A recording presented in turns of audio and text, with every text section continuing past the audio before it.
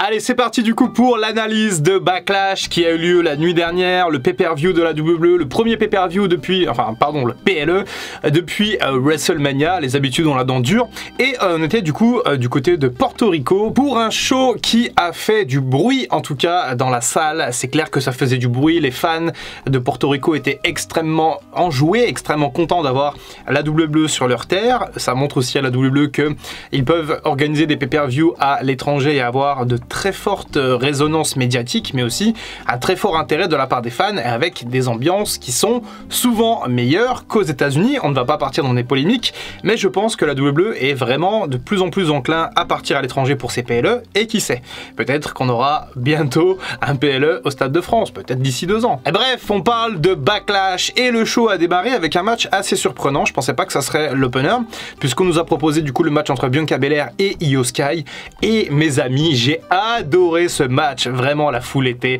chaude comme la braise du coup, et surprise, la foule avait pris le parti de Io Sky. Du coup, Bianca Belair s'est retrouvée dans une situation où elle était la championne face, en plus elle a battu le record de longévité de l'ère moderne concernant le titre de championne de Raw, et du coup là elle était sifflée alors que Io Sky était totalement acclamée, donc ça a donné un match extrêmement étrange, mais j'aime beaucoup quand la foule comme ça change un peu la physionomie d'un match. Je trouve que ça rend vraiment, enfin ça donne vraiment des matchs très atypiques, et ce match du coup était atypique et je l'ai trouvé vraiment excellent dans la maîtrise technique. C'était vraiment bien, pas trop d'overbooking avec le damage control, un peu, mais du coup, et ce sentiment de se dire, tiens, toute la foule est derrière Io Sky, est-ce qu'elle va réussir à faire quelque chose? Est-ce qu'elle va réussir peut-être à battre Bianca Belair?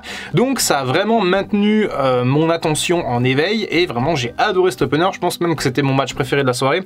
Faudrait que je repense à ça plus tard, et peut-être que je le regarde une deuxième fois à froid, ce Backlash 2023. En tout cas, j'ai adoré cet opener, et donc Bianca Belair a conservé son titre malgré toute l'émotion que la foule avait mise par rapport à Io Sky. La pause pipi du coup avec le deuxième match et cette confrontation entre Omas au choix, c'est un peu, il y a les non-binaires, bah lui il est non-prénom. Contre du coup Seth freaking Rollins dans un match assez exhibition finalement, quelque chose d'assez étrange, quelque chose qui n'avait pas été spécialement build, enfin construit, une rivalité qui sort un peu de nulle part, et du coup un match tout à fait étrange avec un Seth Rollins toujours aussi over. La foule a chanté encore pendant 2 minutes avant que Omos très intelligemment du coup mette un coup de pied sur le visage de Rollins pour démarrer un petit peu le match et pour couper en fait cette magnifique communion avec la foule. Donc j'ai trouvé que c'était vraiment très très intéressant ce qu'avait fait Omas, et que du coup il agit comme un vrai heel.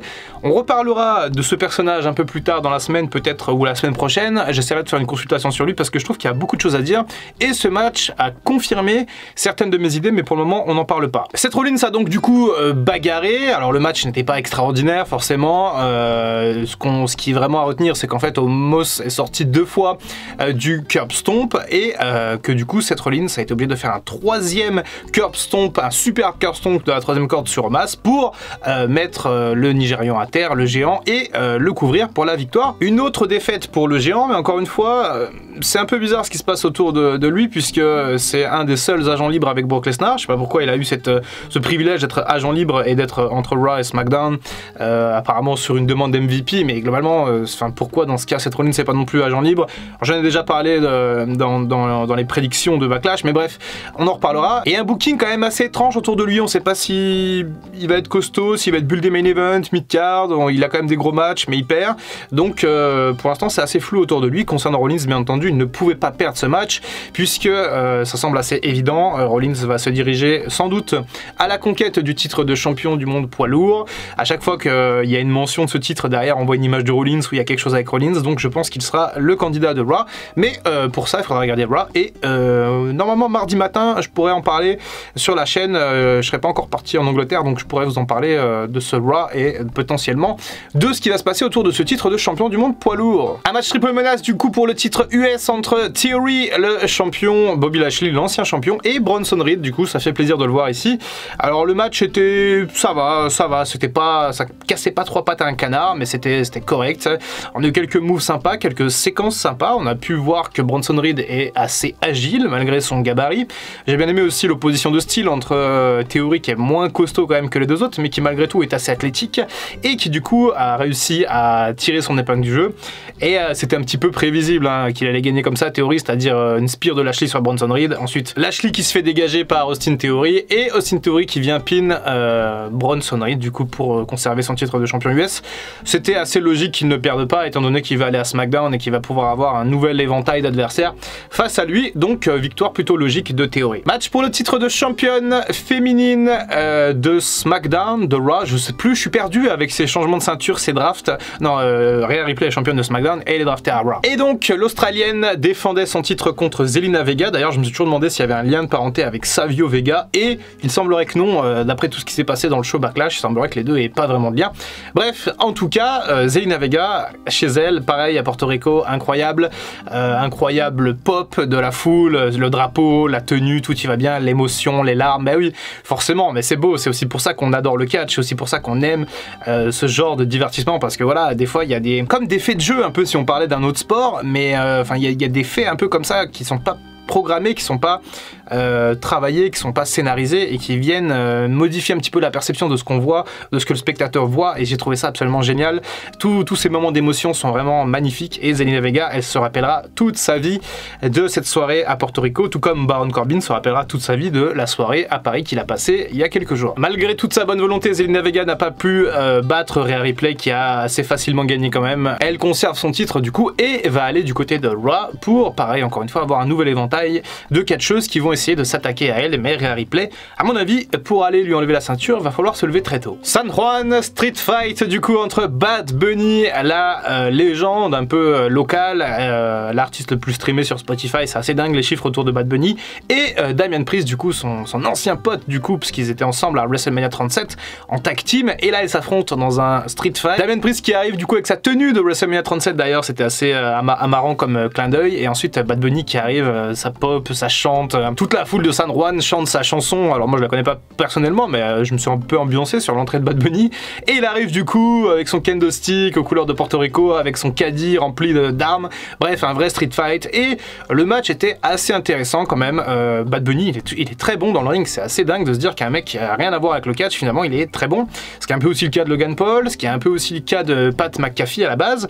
Tu te dis les mecs, on te dit ouais il faut s'entraîner 10 ans, 15 ans pour être un bon catcheur, mais ces gars là se sont jamais entraînés 10-15 ans. Bad Bunny il s'est entraîné 6 mois, Pat McAfee pareil, Logan Paul pareil, et finalement les mecs ils arrivent à créer quelque chose de très bon dans le ring, donc ça vient casser un peu le mythe des plus grands catcheurs, ils s'entraînent pendant 15 ans. Après je connais pas vraiment l'aspect technique, j'ai jamais fait de catch donc peut-être que je me trompe, mais globalement quand je vois un mec comme Bad Bunny sur le ring, je me dis que ouais effectivement ce qu'il fait c'est quand même très bien, alors que le mec a rien à voir avec le catch quoi. Il y a eu un overbooking de dingue dans ce match avec Judgment Day qui est venu du coup, qui est venu s'en prendre à Bad Bunny, ensuite on a Rey Mysterio qui est arrivé, ensuite on a Carlito qui est venu, énorme pop pour Carlito, la légende pareil de Porto Rico. Porto Rico qui est une vraie terre de catch, en vrai on n'en parle pas beaucoup, mais il y a une vraie terre de catch là-bas, il y a beaucoup de légendes, il y a beaucoup de familles, les colonnes notamment, enfin bref, Carlito du coup qui est arrivé avec sa pomme. On a ensuite Savio Vega bien sûr qui a fait son entrée, ensuite la LWO qui est venue, bref, un vrai spectacle avec des péripéties, de rebondissements et un match très divertissant. C'était vraiment sympa à voir. Bad Bunny a conservé son... Enfin, il a pas conservé, il a gagné le match. Et la foule était très heureuse de voir l'idole locale, du coup, gagner dans ce qui était l'un des co-main events de la soirée. On nous l'a vendu comme ça. Le match par équipe 3 contre 3 entre Riddle, Kevin Owens et Sami Zayn face aux frères Fatou, Jey Uso, Jimmy Uso et Solo Sikoa. Et je trouve que... Enfin, j'ai trouvé que cette rivalité, elle perdait un petit peu en intensité quand même au fur et à mesure des semaines et des jours. Ça va être temps de l'arrêter. De toute façon, Owens et Zayn sont draftés à Raw, les Usos et la Bloodline en général restent à SmackDown, donc normalement c'est terminé. Et il s'est passé plusieurs choses très intéressantes quand même dans ce match, même si j'ai trouvé que globalement le match était pas terrible, j'ai pas trouvé ça fameux. Encore une fois, on s'essouffle un petit peu avec ces gars-là, faut vraiment partir je pense sur d'autres programmes. En tout cas, les Usos contre Kevin Owens et Sami Zayn, et du coup, J'ai beaucoup aimé les dissensions entre la Bloodline, on nous tease de plus en plus une espèce de dissension entre Solo Sikoa d'un côté et Jimmy et Jey Uso de l'autre.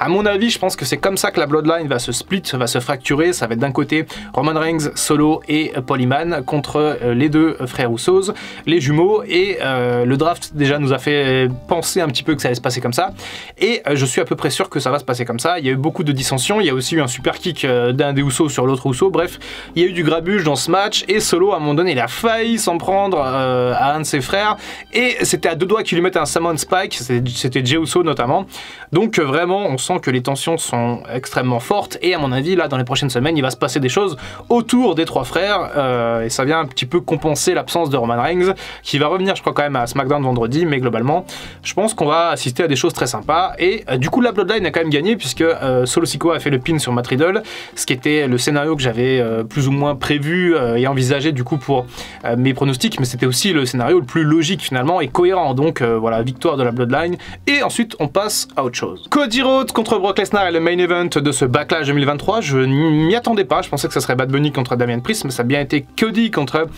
Brock Lesnar, intelligemment Cody qui s'est attaqué à Lesnar avant le coup de sifflet, la cloche, et je me suis dit ah, alors parce que c'est pareil, j'ai fait une théorie par rapport à ce match, théorie qui bien sûr n'est absolument pas arrivée comme d'habitude, bon c'est pas grave, et j'avais fait la théorie du coup que Lesnar allait démolir Cody pour l'empêcher d'aller dans la course au titre de champion du monde poids lourd. Bref, ça n'a pas été le cas du tout, c'est plutôt Cody qui s'est attaqué à Lesnar à l'extérieur du ring. Je me suis dit peut-être que là Lesnar va se réveiller et va allumer Cody, qu'il n'y aura pas de match, comme ça va nous faire soit une revanche Money in the Bank, soit encore une revanche à SummerSlam. Bref, on peut partir sur une trilogie, et d'ailleurs on peut partir sur une trilogie même maintenant. Et donc Cody Rhodes il a gagné ce match. Alors c'était un match très brutal, très intense, assez intéressant, je m'attendais un peu mieux quand même, je chipote un peu, mais c'était quand même très cool, et ce moment finalement où Brock Lesnar se jette dans le coin, où Cody avait enlevé la protection juste avant, et en fait il s'ouvre legit le front, ça a vraiment donné une espèce de dimension de dramaturgie au match qui était vraiment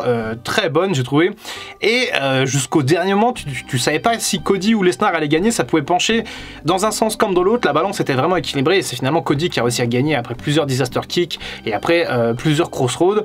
Et en plus de ça, il a même pas battu entre guillemets clean Brock Lesnar, déjà d'une part parce que il arrache le coin pour blesser Lesnar, et d'autre part en fait Lesnar prend Cody dans la Kimura. À ce moment là je me suis dit ouais, il va lui faire le coup de lui péter le bras, comme ça Cody va être débarrassé de cette course au titre de champion du monde poids lourd. Que dalle, puisque Cody Rhodes a retourné Lesnar comme une crêpe, et il a fait 1, 2, 3 petit paquet, welcome to the roll-up zone, ok. Victoire comme ça de Cody Rhodes, je suis pas très fan, mais bon, ce genre de victoire, ça veut dire revanche bientôt, soit Money in the Bank, et d'ailleurs soit encore SummerSlam. Et en plus de ça, je regarde le ralenti, je suis comme ça, là, exactement comme ça, et je vois l'épaule de Lesnar, en fait, qui est pas couchée au sol, il a l'épaule levée, donc bon, ça rend moyen, mais ok. Bon, Cody a finalement gagné, donc ma théorie tombe à l'eau, comme quoi Cody se serait fait buter par Lesnar, mais lundi c'est Raw, et on peut tout à fait imaginer que Cody Rhodes serait dans le triple menace avec Rollins et Finn Balor par exemple, pour décider du candidat de Raw pour aller à Night of Champion pour le titre de champion du monde poids lourd, je précise, et que Lesnar en fait il intervienne sur Cody, qui bute Cody, comme ça ça lui fait une défaite entre guillemets clean à Cody Rhodes, et comme ça Rollins ça lui laisse la voie tracée pour aller à Night of Champion récupérer la ceinture. Je pense que dans tous les cas Cody il sera pas à Night of Champion face au mec de SmackDown pour le titre, c'est assez évident. Encore une fois, je vais pas faire de pari à la con, genre je me rase la tête ou un truc comme ça si il est à Night of Champion, mais je suis absolument sûr qu'il y sera pas, ou alors il y sera mais contre Lesnar pour le deuxième round de leur rivalité. Et d'ailleurs on pourrait tout à fait faire du coup premier round à Backlash, deuxième round à Night of Champion, et troisième round entre Lesnar et Cody, soit à Money in the Bank, soit à SummerSlam, même si je pense que Cody Rhodes, lui, quand il va arriver le mois de juin, juillet, il va dire Money in the Bank, moi je veux la mallette quoi. Donc à voir, en tout cas, cette rivalité pour moi entre Lesnar et Cody Rhodes n'est pas terminée, elle est même, je pense, sur de bonnes voies. À mon avis, ça va être très intéressant. D'un côté, on a la drama queen Cody Rhodes qui en fait des tonnes et à chaque fois ça m'amuse et je trouve ça génial. Et de l'autre côté, Lesnar qui est aussi un bon seller, qui est plutôt pas mal. Et en vrai, je trouve qu'il y a une bonne alchimie entre Cody Rhodes et machin, Brock Lesnar, et j'attends quand même de voir leur rematch, et j'attends surtout que cette rivalité continue pour m'apporter un peu plus de grain à moudre dans le jugement de cette rivalité. Oh, cette phrase philosophique. Et n'hésitez pas à me dire ce que vous avez pensé de ce Backlash 2023, est-ce que vous avez été déçu, pas déçu? Personnellement, j'ai trouvé que c'était pas mal, en vrai, c'était intéressant. Merci la foule de Porto Rico quand même, parce que tu mets n'importe quelle autre foule, le show est moyen. Là, quand même, avec la foule, ça crée quelque chose d'assez intéressant. Le match entre Bianca Belair et Io Sky, pour moi, était le meilleur. J'avais aussi bien aimé le main event. J'ai globalement plutôt bien aimé tous les matchs. Enfin voilà, j'étais assez positif par rapport à ce show. C'est difficile de donner des notes ou de dire je mets 3, 4, 5, 7 sur 10. Moi, je préfère dire j'ai été positif ou négatif par rapport au show. En gros, bon mood ou bad mood par rapport à un show. Et je trouve que ça permet après d'interpréter un peu comme on veut. Et j'essaie de vous faire des consultations de deux catcheurs cette semaine. Enfin, je vais essayer de tourner ça avant de partir à Londres. Et je vous en parlerai. Enfin, si vous me voyez cette semaine sur Dr Wrestling, c'est que j'ai eu le temps de tout tourner et de tout publier à l'avance. C'était Dr Wrestling. À très bientôt pour une prochaine vidéo. Et maintenant, comme d'habitude, prenez soin de vous. I can feel the blood creeping up from the heathens. Got will, got fight, got pride, got reason. If they wanna go eat, then you know I'm gon' feed them. If you're coming for me, hope you're ready for a demon.